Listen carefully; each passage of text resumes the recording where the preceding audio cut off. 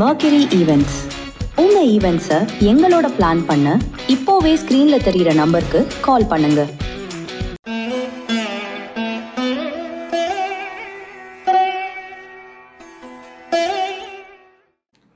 ஓம் சரணாகத தீனார்த்த பரித்ராண பராயணே சர்வஸ்யார்த்திகரே தேவி நாராயணி நமோஸ்துதே. வணக்கம் நேயர்களே, இது மகாலட்சுமி ஜோதிடம் வழங்கும் காலச்சக்கரம். உங்கள் அன்பு ஜோதிடர் ஸ்ரீராம்ஜி பேசுகிறேன். அனைவரும் நலமுடன் இருக்கிறீர்களா? நன்றாகத்தான் இருப்பீர்கள், நன்றாக இருக்க வேண்டும். இன்றைய காணொளியில் நாம் காண இருப்பது மறுதலிக்கும் புத்திசாலிகள். இதான் தலைப்பு. பொதுவாக ஒரு தசை அப்படின்னு எடுத்துக்கிட்டோம்னா அதில் 9 புத்திகளும் உள்ள வரும். இந்த புத்திநாதர்கள் அப்படின்னு இவங்களை சொல்லலாம். தசாநாதன், புத்திநாதன். தசாநாதனுக்கு கட்டுப்பட்டு அவரிடும் கட்டளைகளை எடுத்து செய்யக்கூடியது தான் புத்திநாதர்களுடைய வேலை. ஆனால் எல்லா திசையிலையும் இந்த புத்திநாதர்கள் வேலை செஞ்சிருவாங்களான்னு கேட்டிங்கன்னா, சில புத்திசாலியான அமைப்பு கொண்ட கிரகங்கள் அந்த வேலையை செய்ய முடியாதுன்னு மறுதளிப்பாங்க. அதாவது எதிர்த்து நிற்பாங்க. இல்லைன்னா அவங்க சொல்ல கேட்காம காதில் போட்டுக்காமல் அவங்க பாட்டுக்கு அவங்க வேலையை பார்க்க போயிடுவாங்க. இவங்க தான் இந்த மறுதளிக்கும் புத்திசாலி. ஒவ்வொரு தசாநாதனுக்கும் ஒரு 4 பேர் நண்பர்களாகவும் ஒரு 4 பேர் எதிரிகளாகவும் வருவாங்க. இதில் கடுமையான எதிரிகள் அப்படின்னு சில பேர் வருவாங்க. சாதாரண பகை அப்படிங்கிறது சில பேர் வருவாங்க. அந்த வகையில் இந்த கடுமையான எதிரிகள் மேக்சிமம் அந்த தசாநாதன் சொல்கிறத கேட்காம இருக்கிறதுக்கு என்ன பண்ணணும்னு தான் புத்திசாலித்தனமாக யோசிப்பாங்க. தசாநாதன் இடும் கட்டளைகளை இவர்கள் தங்க சௌரியத்துக்கு மாற்றி அமைப்பாங்க. இது ஒரு விதி. இன்னொன்று, ஒரு தசாநாதனுக்கு 6ஆம் வீட்டிலேயோ 8ஆம் வீட்டிலேயோ போய் அமர்ந்து விட்ட கிரகங்களும் தங்களுடைய புத்திகள் நடக்கும்போது தசாநாதன் சொல்கிற கண்ட்ரோலை கேட்க மாட்டாங்க. தன்னோட சௌகரியத்துக்கு தான் வேலை செய்வாங்க. 3வது, ஒரு தசாநாதன் பலகீனமாக இருந்தாங்கன்னா, அவரே ஏற்கனவே நோஞ்சானா நீச்சம் அடைஞ்சு கிரகணம் அடைஞ்சு அஸ்தமனம் அடைஞ்சு பலகீனமாக இருந்து பகை வீட்டில் போய் உட்காந்துட்டு எந்த விதமான பவரும் இல்லாத நிலையில் இருந்தால் அவர் சொல்கிறத புத்திநாதர்கள் சுத்தமாக யாருமே கேட்க மாட்டாங்க. இங்கே நண்பன் எதிரின்னு கணக்கே இல்லை. பலகீனமான ஒரு அரசன் அவன் இடும் ஆணைகளை மந்திரிகள் சிரமம் ஏற்று நடத்த மாட்டாங்கன்னு சொல்லுவாங்க இல்லையா, அந்த மாதிரியான ஒரு கான்செப்டில் வந்து. ஸோ இந்த வகையில் மறுதலிக்கும் புத்திசாலிகள் செய்ய முடியாதுன்னு சொல்லக்கூடியவர்கள் யார் அப்படிங்கிறத பார்த்தோம்னா, இப்போ சூரிய தசை நடக்குது அப்படின்னா இந்த சூரியனுக்கு அவர் ஆணையிடுற பவர் இருக்கும்போது அவர் சொல்கிறத கேட்க முடியாதுன்னு மறுதளிக்கிறதுக்கு ஒரு 3 பேர் இருப்பாங்க. அதில் ஒருத்தர் சனி. அப்போ சூரிய திசையில் சனி புத்தி நடக்கும்போது சூரியன் சொல்கிறத சனி கேட்பாருன்னு கேரண்டியாக சொல்ல முடியாது. அதே மாதிரி ராகு மற்றும் கேது. ஸோ இந்த 3 புத்திநாதர்கள் சொல்கிறத கேட்பாங்க அப்படிங்கிறது வாய்ப்பு குறைவு. அதே மாதிரி சூரியன் தசை நடத்தும்போது அவர் நின்ற வீட்டுக்கு 6ஆம் வீட்லேயோ 8ஆம் வீட்லேயோ ஏதாவது ஒரு கிரகம் இருந்தாலும், அவருக்கு முதுகுக்கு பின்னாடி 12ஆம் இடத்துல ஒரு கிரகம் இருந்தாலும் அவங்களும் ஒழுங்காக வேலை செய்வாங்க அப்படின்னு சொல்ல முடியாது. புரிஞ்சுச்சுங்களா?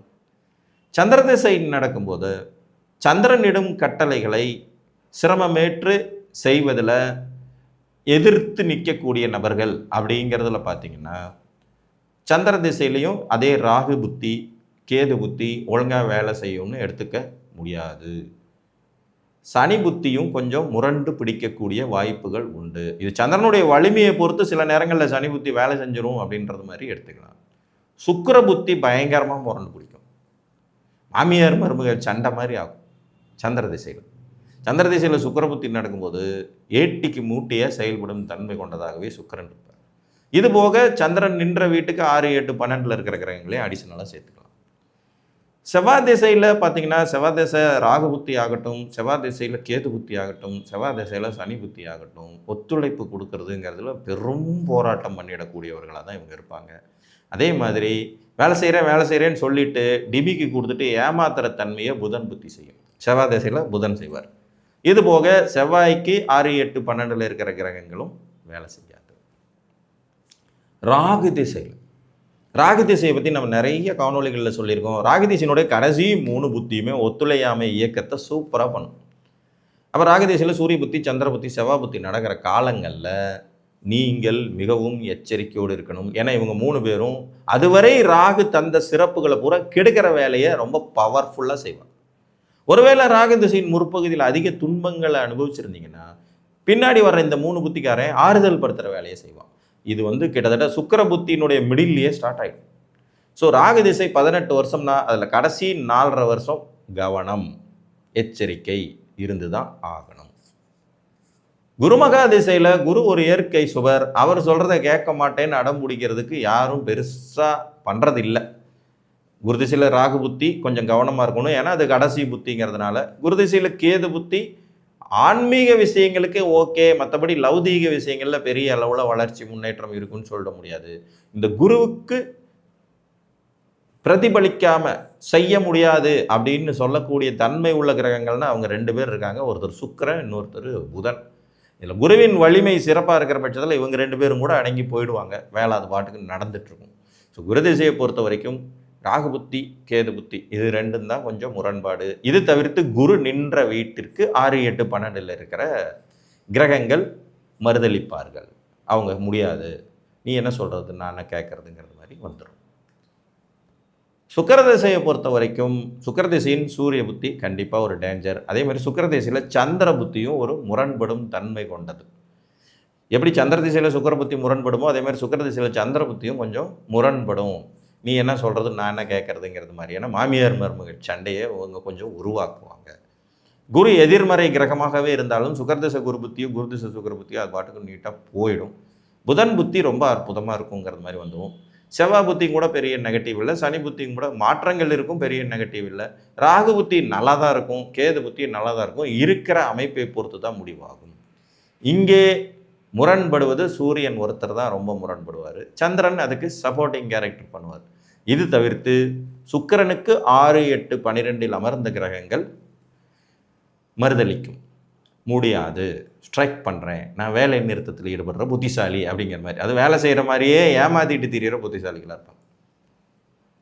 சூரிய திசை, சந்திர திசை, செவ்வாய் திசை, ராகு திசை, குரு திசை, சுக்கிர திசை.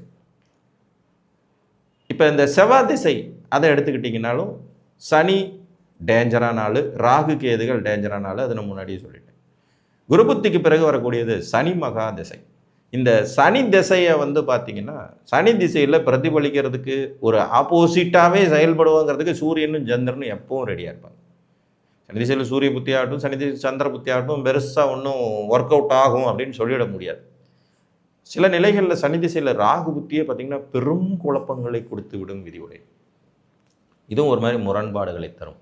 சனி திசையில் செவ்வாய் புத்தியுமே ரொம்பவுமே நல்ல நிலைமையில் 2 பேர் இருந்தாலும் கூட கவனமாக கடக்க வேண்டிய ஒரு காலகட்டம்னா அதை நாம் இதை எடுத்துக்கலாம்.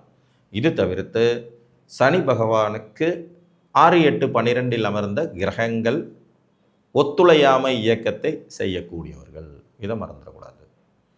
கடைசியாக புதன் திசை. புதன் ஒரு குட்டியோண்டு கிரகம். இவர் ரொம்ப பவர்ஃபுல்லாக மற்றவங்க மேலே ஆணையிட்ட முடியும்னெல்லாம் சொல்ல முடியாது. ஆனால் அதே நேரத்தில் தன்னுடைய வேலையை தானே செய்வோங்கிற மாதிரி அவசர அவசரமாக செஞ்சுக்கக்கூடிய தன்மை உடையவர். இதில் புதனுக்கு ஆகாத ஆள்னா செவ்வாயை எடுத்துக்கலாம், சந்திர புத்தியும் எடுத்துக்கலாம். இந்த சந்திர புத்தி நடக்கிற காலம், செவ்வாய் புத்தி நடக்கிற காலம் கொஞ்சம் கவனமாக தான் நீங்கள் ஹேண்டில் பண்ணிக்கணும். புதன் திசையில் இவங்க அவ்வளோவா ஒத்துழைப்பு கொடுத்துருவாங்கன்னு சொல்லிவிட முடியாது. குரு புத்தியெல்லாம் நார்மலாக கடந்துடலாம், சனி புத்தி சுக்கிர புத்தி எல்லாமே ஆட்டோமேட்டிக்காக போயிடும். ராகு கேது புத்திகள் கூட இந்த புதன் திசையில் பெரிய நெகட்டிவ் பண்ணாதுங்கிற மாதிரி எடுத்துக்கலாம். சூரியன் ஆத்மார்த்த நண்பராக போய்டுறாரு, அதனால் அதுவும் பிரச்சனை இருக்காது. ஸோ புதன் திசையை பொறுத்த வரைக்கும் செவ்வாய் புத்தி, சந்திர புத்தி, செவ்வாய் புத்தி இது 2 தான் டேஞ்சர். இதற்கு அடுத்தபடியாக பார்த்திங்கன்னா புதனுக்கு 6, 8, 12 மறைந்தவர்களின் நிலைப்பாடு. அப்புறம் கேது திசை. கேது திசைங்கிறதே ஒரு ஞான மார்க்கத்தை நோக்கி நம்மளை இழுத்துக்கிட்டு போகிற திசை தான். அப்போ கேது பகவானோட திசையில் எல்லா புத்திநாதர்களுமே நமக்கு ராஜயோகத்தை வாரி கொடுத்துருவாங்கன்னாலும் சொல்ல முடியாது.